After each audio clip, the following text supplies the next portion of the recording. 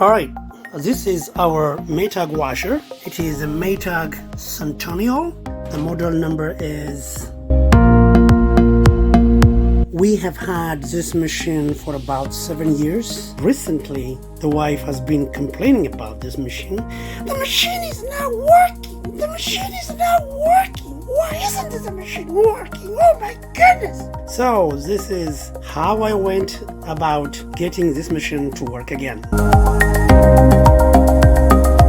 To get this machine to work again, you probably need more knowledge than you have about the machine. I know most of us can operate the machine, we can put clothes in, add soap and get the damn thing to start. And that's basically the level of knowledge most of us have. But that level of knowledge is not gonna help you fix the problem with the machine. You've got two options. I mean, you can go out and buy a new one, right? You know, we can all do that. I decided to learn more about this product, and that means I need to have a documentation for this product, just to have a vague idea of where, you know, how the machine works, where the parts are, things like that. And it turns out all manufacturers ship out their washers with a document called the service manual. The service manual for this machine is located inside the cabinet right there. You can't get to it as it is because the tub and the basket and of course the top are in the way. So you have to remove this top. To be able to do that, you come to the back of the machine and you remove two hinges. Alright, one hinge on each side. Here is the first hinge. It is tied to the cabinet and the top using these 2 1/4-inch screws. And you have an exactly the same setup on the other side of the machine right next to the cord. So you remove 4 screws and the hinge. Now what that will allow you is raise the top. We're going to raise the top just enough to get a hold of the manual right there. Alright, this is the hinge I just removed. I've got 2 of this. I'm just showing you one set. So there are 2 screws and a hinge. As you can see here, I have the top resting against a broom. I'll go ahead and show you exactly how I did it. Here's the thing. This is one side of the wash. There is a hook and there's another hook. As far as this hook is concerned, I can care less because if I take care of this hook will automatically be taken care of. Alright? And then you've got this piece of metal here.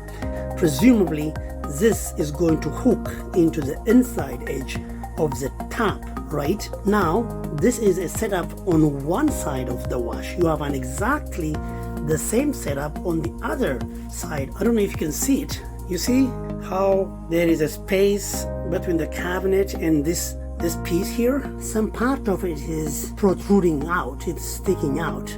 So basically what's going on here is the top edge of the wash will come and hook under there. It gets in there and hooks onto these edges. Alright, now having said that, let me show you one thing. This hook right here locks into this hole on the top and keeps the top secured to the rest of the washer.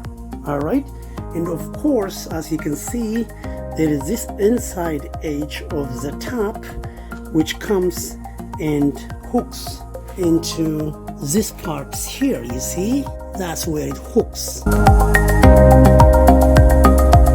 Alright, this is what you do, right? You grab onto the top of the machine just like that, and then you pull just the top like that. You hear a click. Now what do? You move it up like that. When it has moved enough, you would know it would stop. Now at this point, you're ready to push it backwards, alright, to clear those hooks, alright, like that. There you go. Job is done. At this point, you may want to be very careful because the entire top may fall off. There's nothing to hold it in place really, and on this side you have cables, so if you drop this, you may end up severing or cutting those wires. Remember, this whole exercise of removing the top was to be able to get access to the service manual for this product. We were able to find it right there in a plastic bag up on the top left corner. I don't know if you can see the plastic bag right there.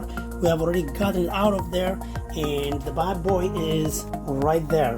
Okay, so I figured it gives you all types of information. Okay, like how to get into the diagnostics mode for this machine, how to do manual testing, you know, what the error codes are, how to go about getting error codes already, and all types of pinouts if you have to go that far.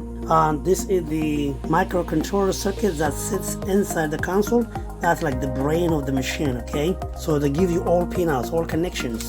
All right, here is a picture of the underside of the washer, and this is the wiring inside the top console. Okay, all types of pinouts. See continuity, and now we're transitioning into another language, which means that all the information we need is right on this part.